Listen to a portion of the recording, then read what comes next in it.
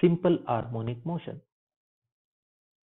Consider a circular motion and reciprocating motion. In circular motion, the motion is repeating itself with respect to time. If we draw a graph, time versus displacement, this is the amplitude. The time taken to complete one cycle is time period or time interval. It is from this point to this point, or we can take from this point to this point.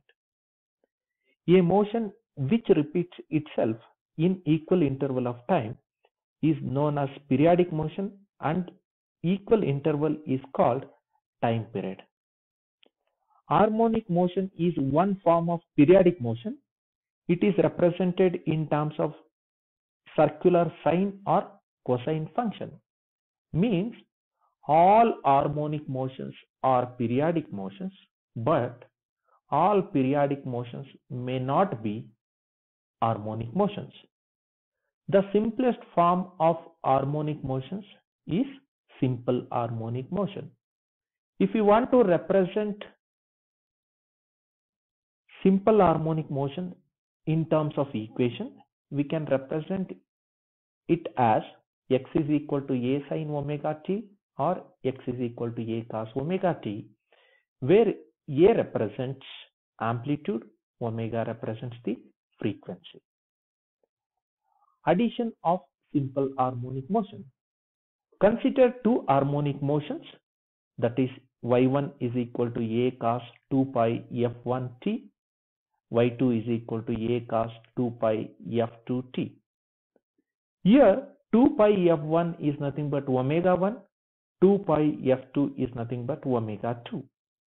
If you observe these two equations, these two harmonic motion is having same amplitude, that is a, but the frequency is different.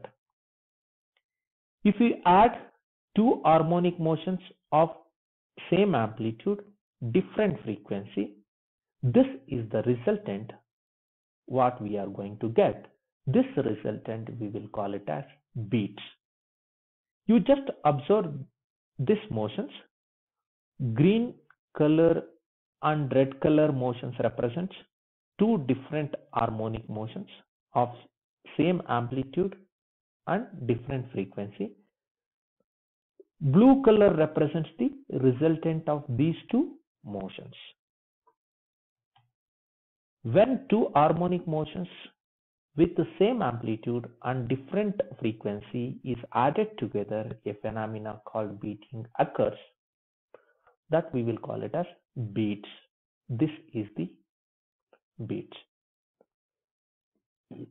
Similarly, instead of two different frequency, if it is same frequency and different amplitude, what will happen? That is called principle of superposition. When two simple harmonic motion of same frequencies and different amplitude are added, the resultant motion is also a harmonic motion. In this thing, one more important point is, when two simple harmonic motion of same frequency, amplitude may be different or it may be same. Now we'll discuss about principle of superposition with an example. Consider two harmonic motion. x1 is equal to 3 sin omega t plus 30 degree, x2 is equal to 4 cos omega t plus 10 degree. 3 represents amplitude, omega represents frequency, 30 degree represents phase angle of this harmonic motion. Similarly, in this 4 represents amplitude, 10 degree represents phase angle of this motion. Now, if we add these two harmonic motion, what is the resultant? By seeing these two equations, it is very clear that frequency is same, amplitude is different. If we add these two, again the resultant is also a harmonic motion. To find the resultant of these two harmonic motions, we can proceed by two methods. One is analytical method, another one is graphical method. Now, I will explain how to find the resultant of these two harmonic motions by using graphical method. These two are the given harmonic motions. Whenever you are finding the resultant of two harmonic motions, both the harmonic motions should be either in terms of sine function or in terms of cos functions. If one is in terms of sine function, another in terms of cos function, you convert this cos function into sine function or this sine function into cos function. Now what I am going to do is I will convert this cos function into sine function by using trigonometrical functions. We know that sin theta plus 90 degrees is equal to cos theta. By using that trigonometric functions, I wrote 4 cos omega t plus 10 degrees is equal to 4 sin omega t plus 10 degree plus 90 degree.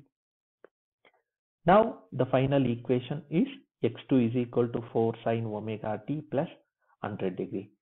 Now I am going to consider x1 is equal to 3 sin omega t plus 30 degree and x2 is equal to 4 sin omega t plus 100 degree. Both the harmonic motions are represented in terms of sine functions. To find the resultant by using graphical method, draw x-axis and y-axis. After drawing x-axis and y-axis, we have to represent the given harmonic motion in this. How to represent? First, I will take the first harmonic motion, that is x1 is equal to 3 sin omega t plus 30 degree. 3 represents the amplitude, omega t is frequency, 30 degree is the phase angle. At an angle of 30 degree, draw one line. The length of line should equal to this amplitude of the motion. At an angle of 30 degree, I am drawing one line. The length of that line is equal to 3. Why it is 3? Since the amplitude of first harmonic motion is 3. O A1 represents the amplitude, that is 3 at an angle of 30 degree. 30 degree is the phase angle of this. Similarly, I want to represent second harmonic motion, that is at an angle of 100 degree. Amplitude is 4. At an angle of 100 degree, amplitude is 4. From O A2, the amplitude is 4. These are the given two harmonic motions. Now to find the resultant of these two harmonic motions, what you have to do is, you have to draw one line parallel to OA2 from A1. Another line parallel to OA1 from A2. Now, from A2, I am going to draw one parallel line to OA1. This is the parallel line to OA1 from A2. I don't know the length of this line since I don't know the magnitude. Just I am going to draw. Similarly, from A1, I am drawing one more line parallel to OA2. This is the line parallel to OA2. The intersection point, I will call it as P. Now, if you want to find the resultant of these two harmonic motion, draw a straight line from the origin, that is O, to the intersection point P.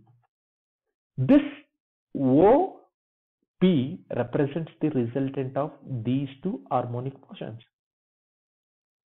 Since both harmonic motions of same frequency, different magnitude, the resultant is also a harmonic motion. Now, what is the amplitude and phase angle of the resultant? To find the amplitude, you just measure what is the length from O to P, that will give the amplitude. If you want to find what is the phase angle, you just measure what is the angle of this. It will give the phase angle.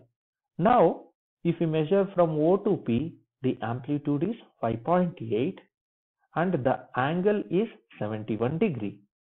Since the resultant is also a harmonic motion, so I can represent this in terms of x is equal to 5.8 sin omega t plus 71 degree. This represents the resultant of these two harmonic motions. This is how to find the resultant of two harmonic motions by graphical method.